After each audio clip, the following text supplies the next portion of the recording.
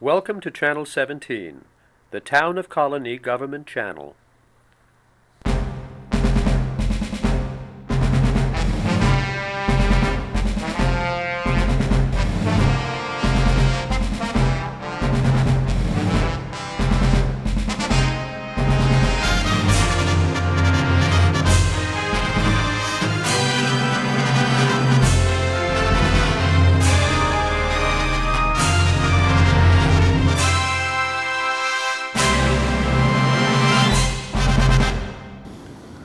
All right, well, welcome to So Many Books, So Little Time. My name is Joe Nash, and I'm here with Zina Shevchik. We are both librarians here at the library. This is show 20, and I should say, this was Zina's idea, so congratulations, Zina, on our 20th show here. What we do is, in case you're unfamiliar, we go down to the new bookshelf here in the library, and we go down to our technical services department where we are processing all the new books that come in. And as I've said many times, we get about 100 books a week. And we've brought up a whole bunch of new books to tell you about. So Zina, as usual, will be going first. Okay. I'm starting out with a book of fiction, which is probably, I think, the only book of fiction I'm talking about today. And it's most of the books we seem to talk about are nonfiction. So they must be good if we bring up a fiction book. This is, I think it's starting to get noticed by our readers. There's quite a few reserves on this title. Our copy, the Colonie Library's copy, has not arrived yet from the publisher, the place we buy books from, order books from. But this copy is from another local library, and I read most of it in the last few nights. It's called Turn of Mind by Alice LaPlante. Turn of Mind. And it's categorized as both a literary and a psychological thriller. And since I'm kind of addicted to mysteries, that right away caught my attention in the reviews I read. And it's told exclusively from the point of view of a 60-ish-year-old woman who is a retired orthopedic surgeon. And she is slowly descending into dementia, Alzheimer's. And it's told in clips, short paragraphs, and it's fascinating. I enjoyed the book Room by Emma Donahue, Yep. Something like that, which was the story of a 5-year-old boy who had been raised exclusively in one small room, and he told the story largely. So that's reminiscent of this. But the mystery is that someone in the neighborhood has died, and you find that out when the main character, Dr. Jennifer White, finds it out. And because she's descending into dementia, she has trouble understanding it and what has happened. But it is wonderful. I really enjoyed it. Highly recommend it. The author is a writer, but this is her first book of fiction. She's written quite a bit of nonfiction. Dr. Jennifer White, she slowly begins to realize it's the prime suspect in the murder of the neighbor. And she herself, you're not sure through 90% of the book who killed this neighbor. And she interacts with her 2 grown children and her caretaker and the police. And again, all these conversations are from her point of view. And sometimes she's lucid and sometimes she's not. And it's fascinating. And what's the main character's name? Dr. Jennifer White. So she begins to suspect she might be the suspect? Is that what you're... Yes. Oh, okay. That does? Yes. You realize that she knows something is going on. Okay. Eventually someone tells her what has happened, and then they get flashes. All right. It all sounds very... sounds interesting. Very well written. Okay. Turn of Mind by Alice LaPlante. It sounds like something out of a Philip K. Dick novel, if you know him. No, I don't. Philip? He's Okay. got one that's like that, I'll tell you about. Okay. But, now, this is quite the coincidence, Zina, because I, too, and we don't discuss our choices beforehand, but I'm starting with a work of fiction, too, that I just read that I really loved. So Good. Now, I don't have the book, so I'm going to hold up a picture of the cover. It's called Bullfighting by Roddy Doyle, and they're a book of short stories. That's Roddy Doyle in the yellow there. Now, Roddy Doyle is a very famous Irish writer. I've never read anything by him till this book, but I've always heard about him. I've read many reviews of him. He's very well regarded. A couple of his novels were made into very well received small movies. One was called The Commitments, and one was called The Snapper. Very Irish, very Joycean. This book is, I think it's 13 short stories, all concerning middle-aged men. It's the main character in all of them. It takes place in Dublin. So if you know your James Joyce, Zina. No, I don't. But I want a bullfighting. Bullfighting is the name of the story. I know. I understand what you're saying. Think of Dubliners by James Joyce, only all the main characters are middle-aged men. You can sort of get the idea. It's very Irish, sort of melancholy without Irish. being depressing. And as one reviewer said, he creates natural pathos. He doesn't really force it. All these men, they're all married, some of them for their second time or third. Their kids are leaving home.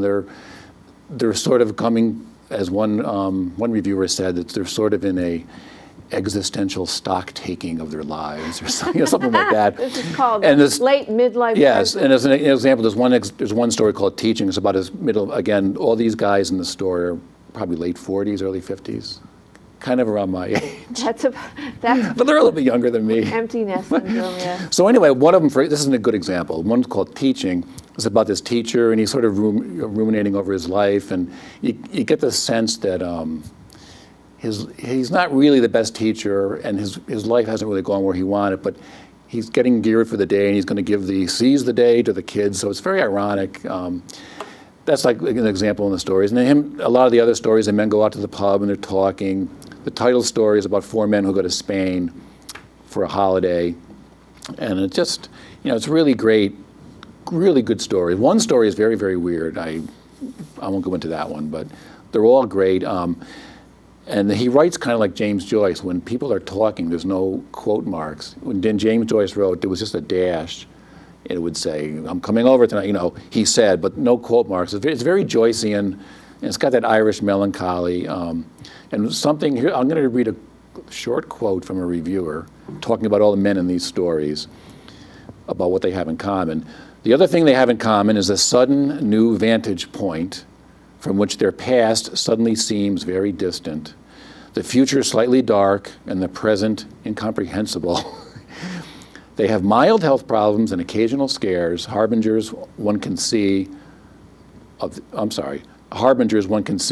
the greater ailments to come. Everything has become flimsy and transient. The dead rat that turns up is a dark counterweight to the certainties of his childhood, one of the characters. The stories are full of things that quietly gnaw away at the old order, though sometimes they are rather bigger. And a lot of the men, they're not really depressing, but they're sort of trying to figure things out midlife, and some of it's pretty funny. Like there's one character comments to himself. A lot of these internal monologues. One character comments to himself something. Here's from one of the stories. "I never wanted to be a man who wore slippers." So, and then there's one story at a funeral. Someone says, "Sad and good have become the same thing." So that's kind of like what the stories are like. So, Bullfighting, a book of short stories by, Roddy Doyle. I mean, the other thing this book made me do, I've never read Roddy Doyle. We got tons of his books here. This made me really want to read some of his novels. So I'm going to have to start reading Roddy Doyle. I think they're all about men, middle-aged men. Yes, you could read it. Yeah, I'll have to try it. Get some understanding of us. Yeah, well, it sounds like a lot of like being a middle-aged woman. I'm not, Well, last month I read The Uncoupling. It was women. Yes. But these stories are excellent. They really are excellent. I enjoy them. Okay. My next book is called Unnatural Selection. Choosing Boys Over Girls and the Consequences of a World Full of Men by Mara Havistendal. Let's see, it doesn't say, that sounds like a Scandinavian name, but she is a journalist who spends a lot of time in China and she works for this magazine just called Science. So she's a science journalist. And of course, the title grabbed my attention. And she's talking mostly about Asia, but she's talking about India as well, and parts of Eastern Europe and the Balkans, and even in spots in the US, where the natural balance of boys and girls being born seems to be tipped toward more boys being born these days than girls. And she begins the book by talking about one area in China. I can't pronounce the name, but it's a port city. And she said that right now there's 100, let's see if I got it was an astounding difference.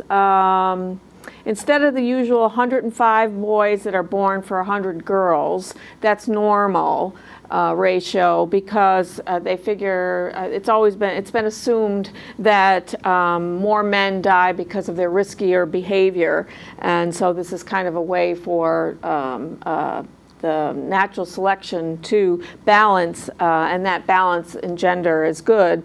Let me try and find Sorry. Okay. In this port city right now, there are 163 boys for every 100 girls, and the normal ratio is 105 to 100 worldwide. And he said that while it doesn't seem grim right now, that in 10 years this skewed sex ratio will pose a colossal challenge, because the generation will have 24 million more men than women. So in other words, there's not going to be mates for all those men. And she talks about how the assumption is that it's in China, because of the one-child rule that was started around 1980, that whether infanticide, or where they started killing girl babies, might be the reason for some of this. She also says that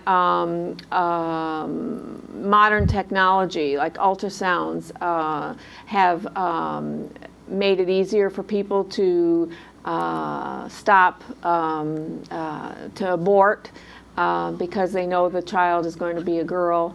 And so she lays some of the blame on Western technologies being exported to Asian and East European countries. But both China and India have, on the books, made it illegal to abort because of gender selection, just like they've tried to stop the one-child idea in China. But apparently it's not stop the situation.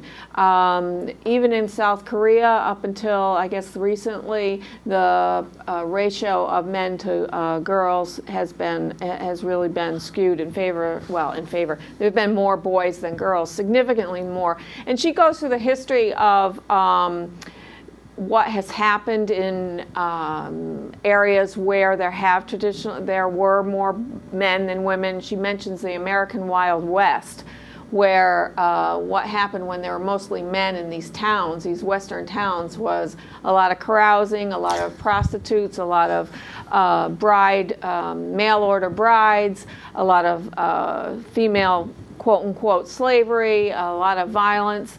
And while she makes it clear that she doesn't want to be extremist in her portending bad things for the world because of this imbalance, she does say that everybody should be taking notice, and apparently the officials around the world are beginning to notice this trend and considering it as being a very bad omen for the future. And she says that where another logical thing would be to assume that women would make out better in their quality of life if there are fewer women. But she said actually the opposite is true, that women, wherever there are substantially more men than women, typically women are not. Their quality of life deteriorates. So it's really well written. I'm going to talk about a couple other nonfiction books today, and it's written like a narrative. I was interested in the subject, but I also found it really easy to read.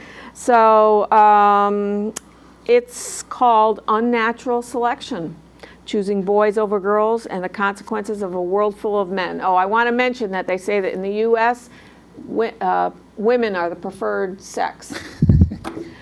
Right now, when people are in the fertility clinics and when they're trying to get pregnant and they can have a choice, sometimes they could try to have a choice, they're choosing girl babies.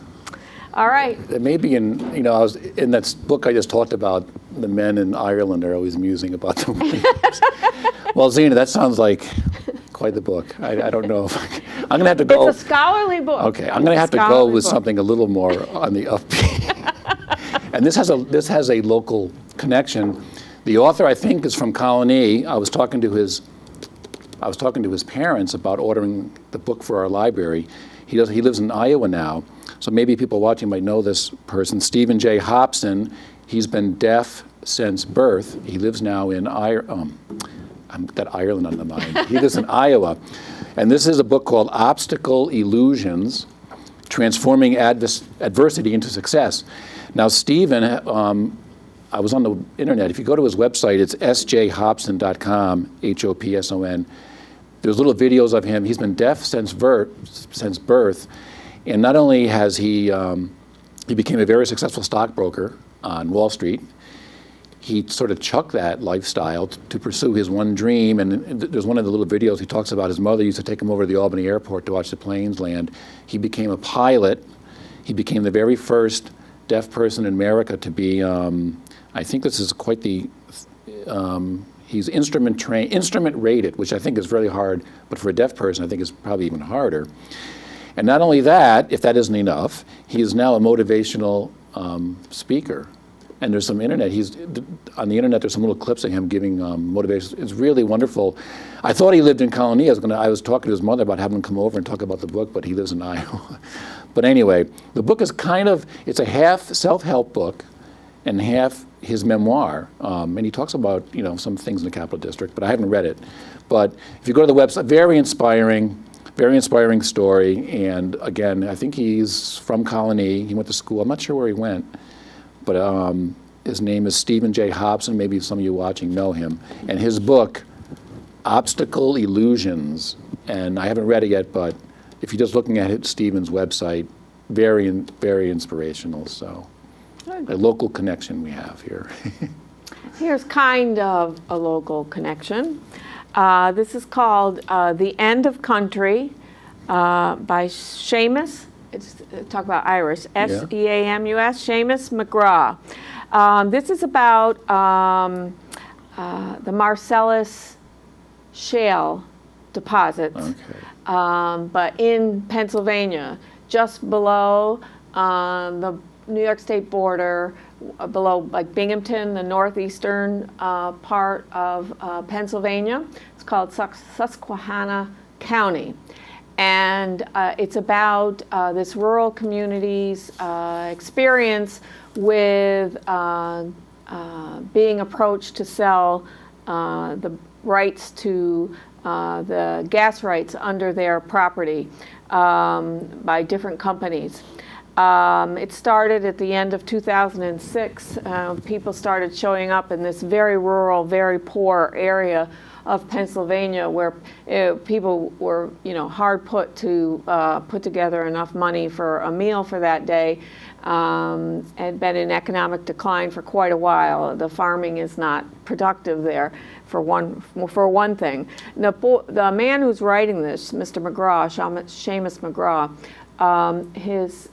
his mother owns a home there, and she's lived there and for 50 years, and he grew up there.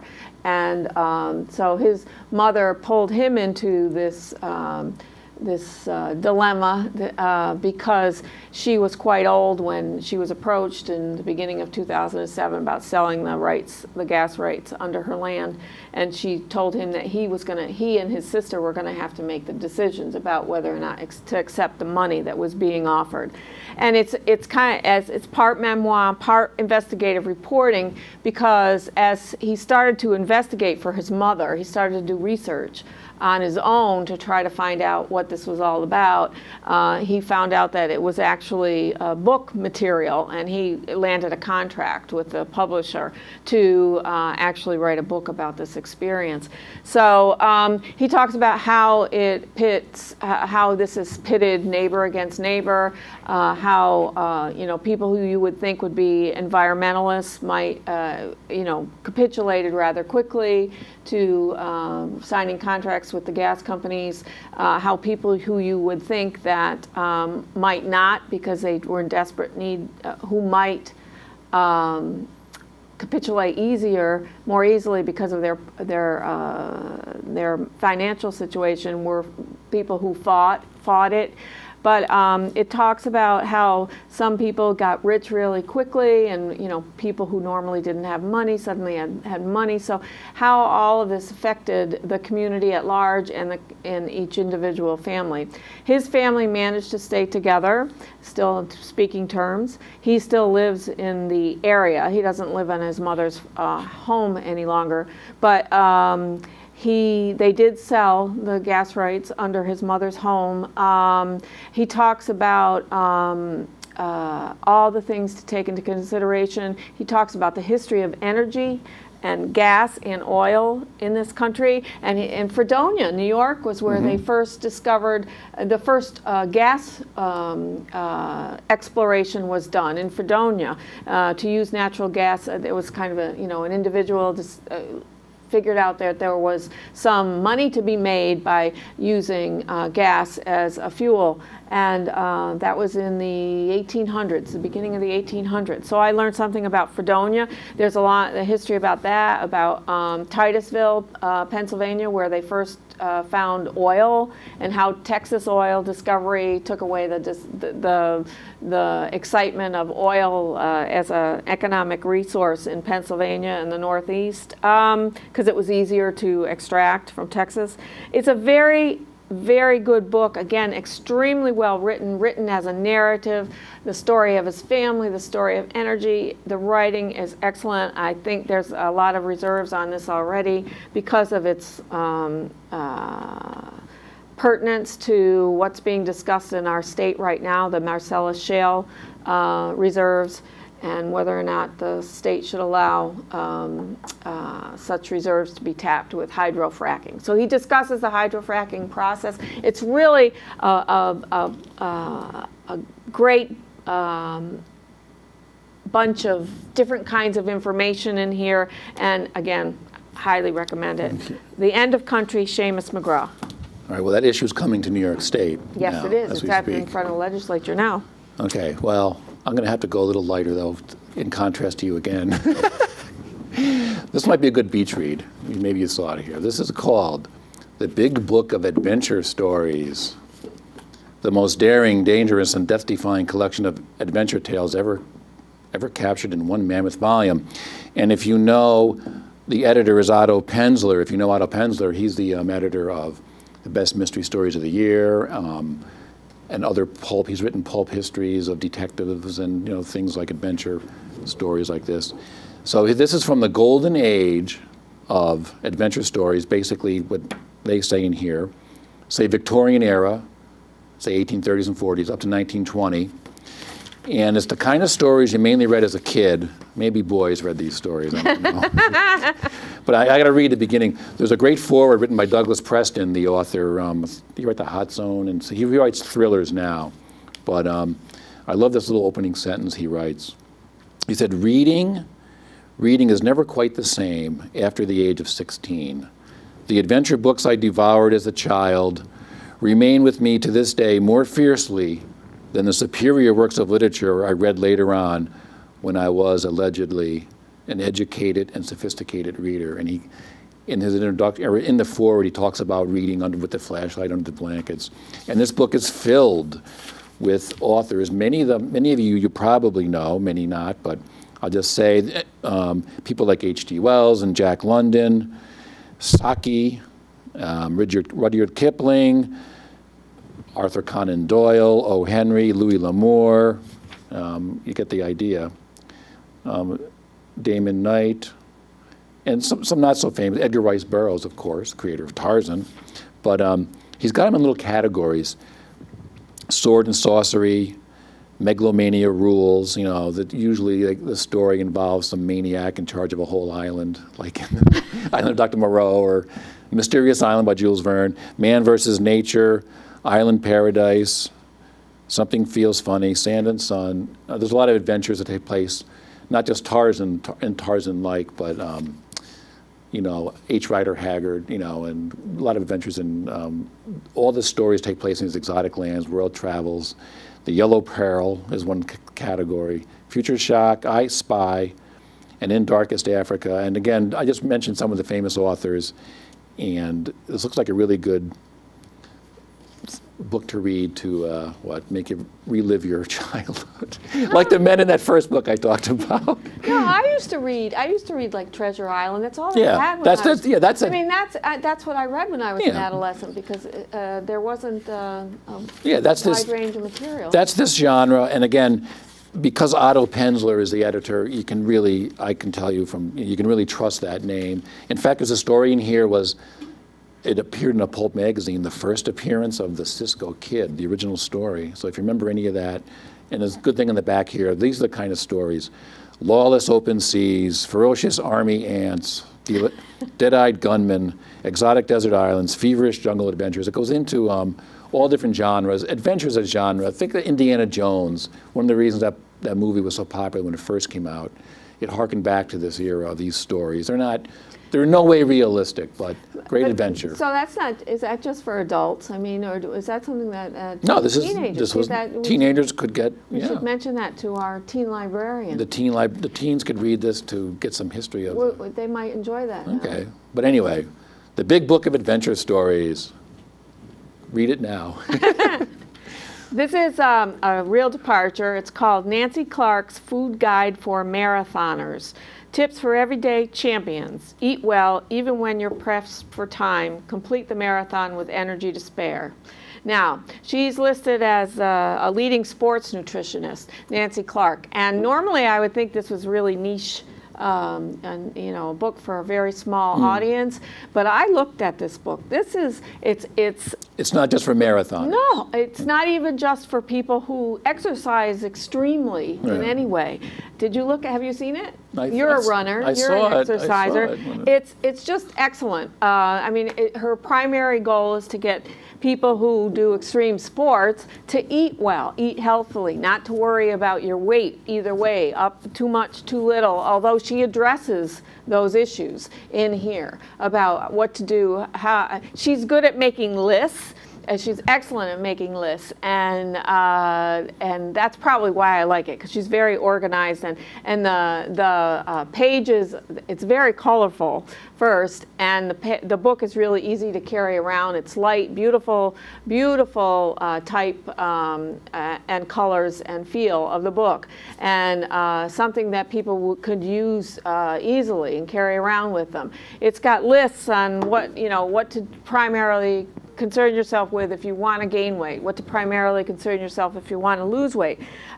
She has lists of the top sports food, 6 rules for gaining weight, how to choose the best breakfast food, cooking tips for rice, pasta, potato, fish, fast food lunches when you go to a fast food place, what to get where at specific restaurants, how to boost your iron intake in simple lists. It's clear to read, easy to read, and very doable. Steps to resolve eating disorders, what to eat on marathon morning. So she addresses the very specific issues related to running marathons.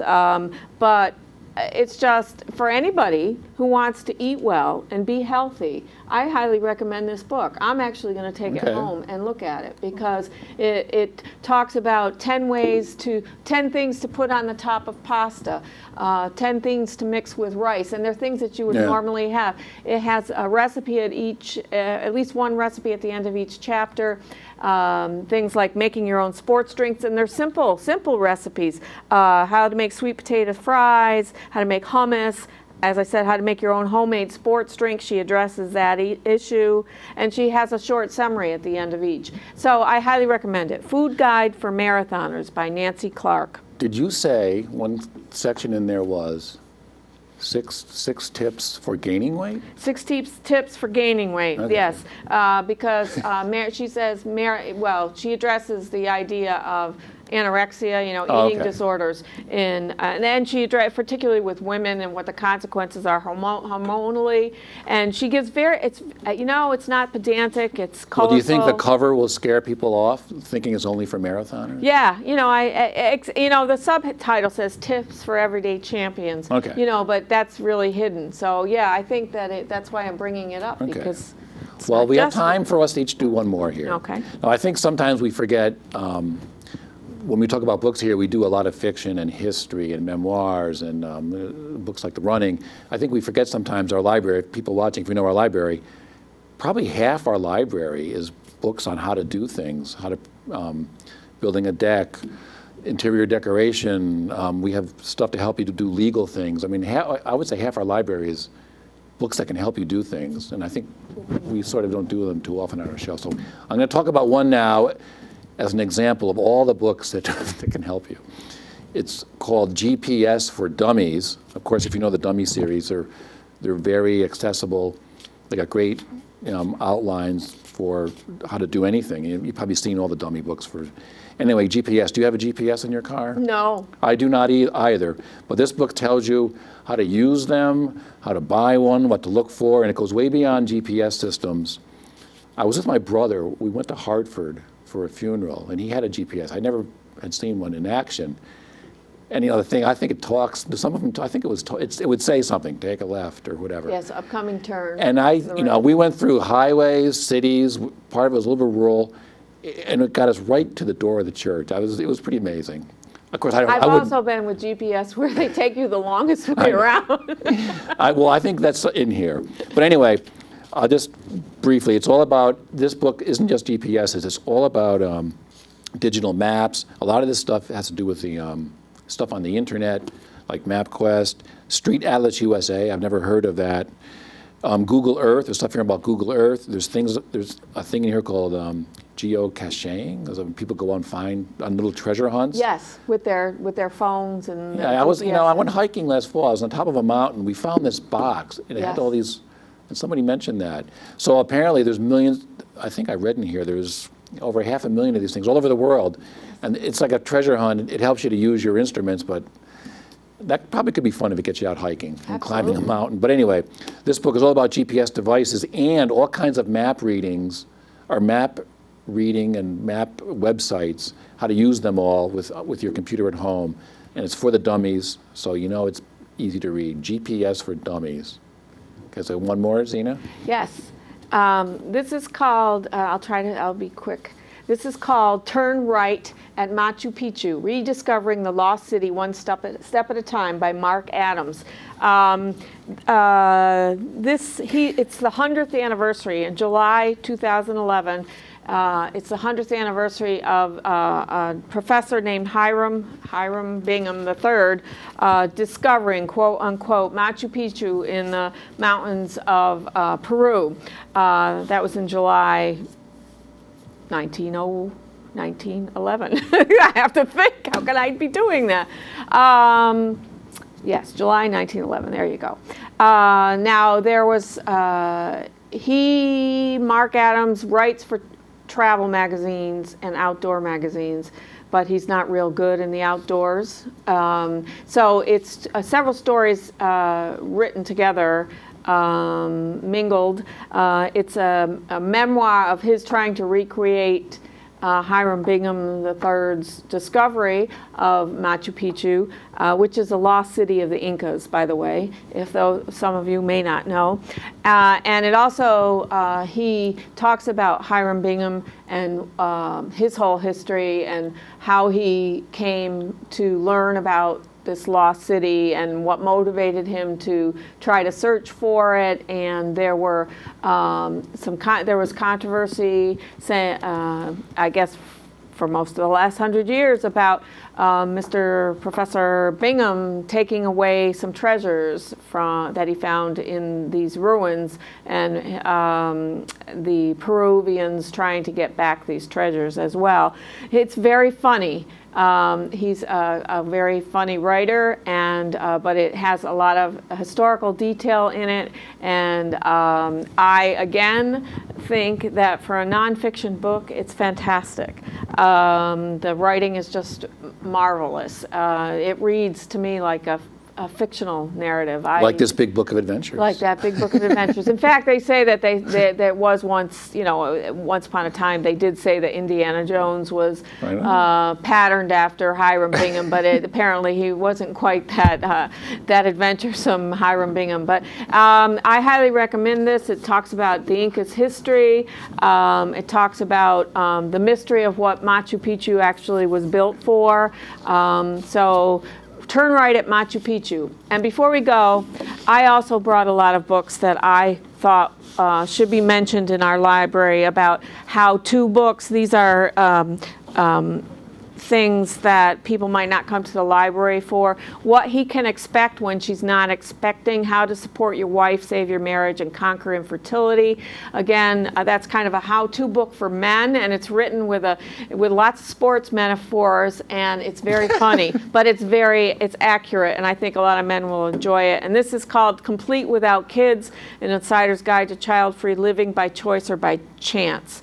Those are just two examples of kinds of books people might not think to come to the library for. Okay. And so that's my collection. Well, I bet you that, without even looking, I bet you there's a story in this book that takes place at Machu Picchu. I bet. I bet. All right, well, that's it for show 20 on So Many Books, So Little Time, and we'll see you next time.